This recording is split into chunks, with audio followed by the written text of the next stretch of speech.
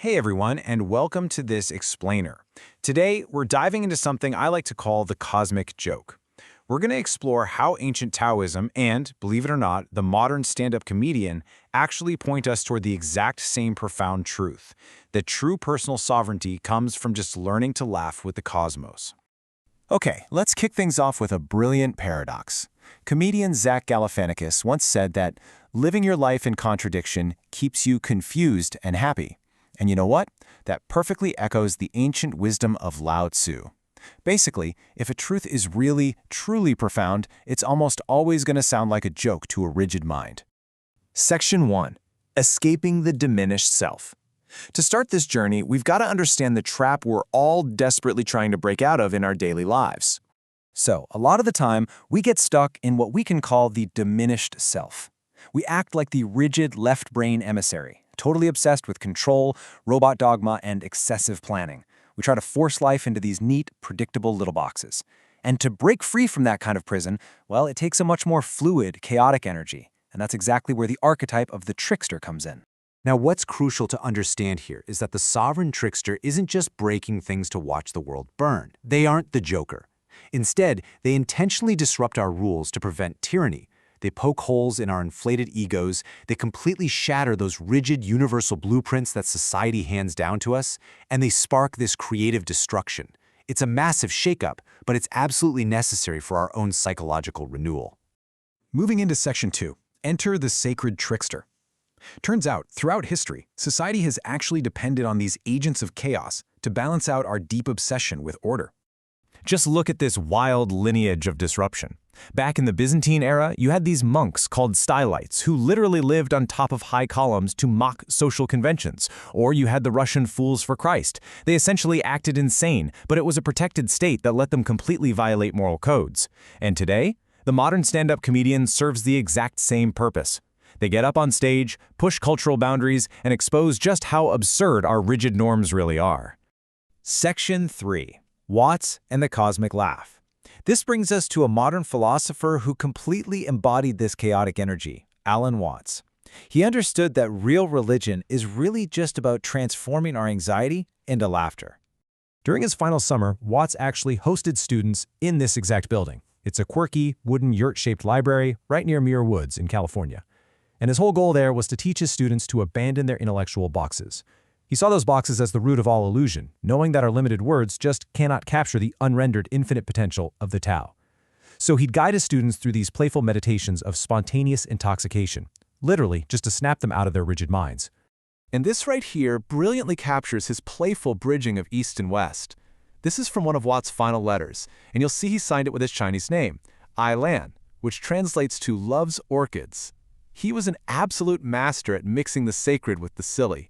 I mean, he once surprised his students with cases of beer, jumped up on a table, and led this wild parade singing Onward Christian Soldiers while waving a wooden tight cheese sword in the air.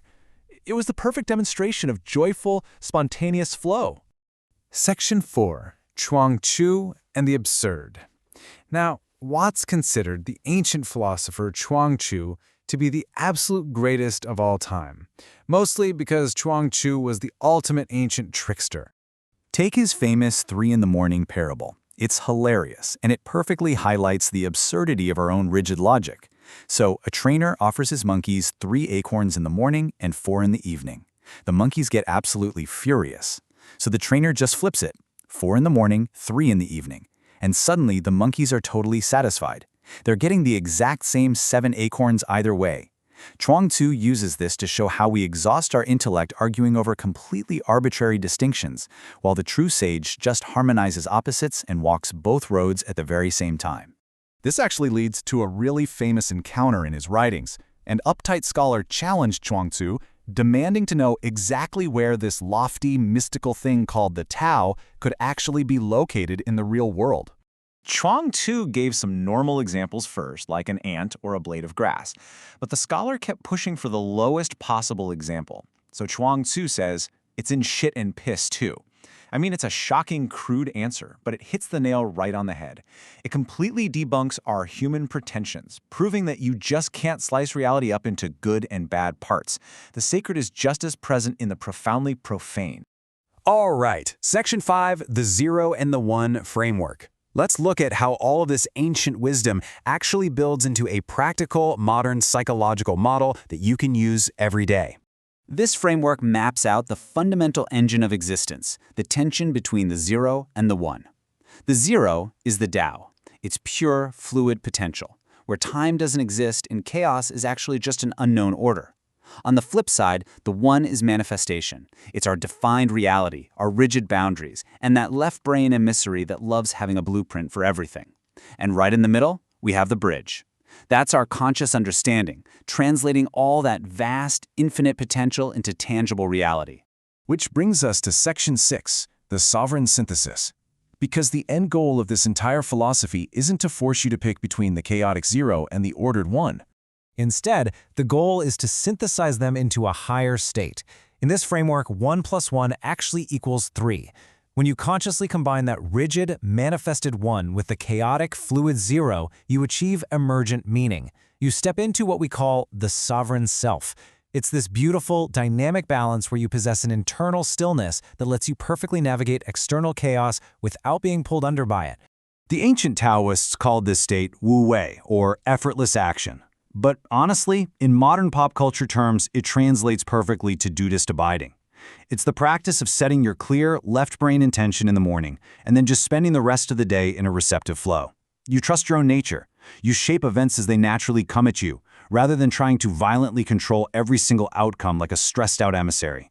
So as we wrap up this explainer, I want to leave you with something to really think about. Where in your own life are you gripping way too tightly to the 1 of control? And how might you invite just a little bit of the 0, a little trickster humor, into your routine today? True sovereignty means staying limber. Sometimes the most profound spiritual practice you can do is just let go of your rigid blueprints and laugh with the cosmos. Thanks so much for watching, and stay curious.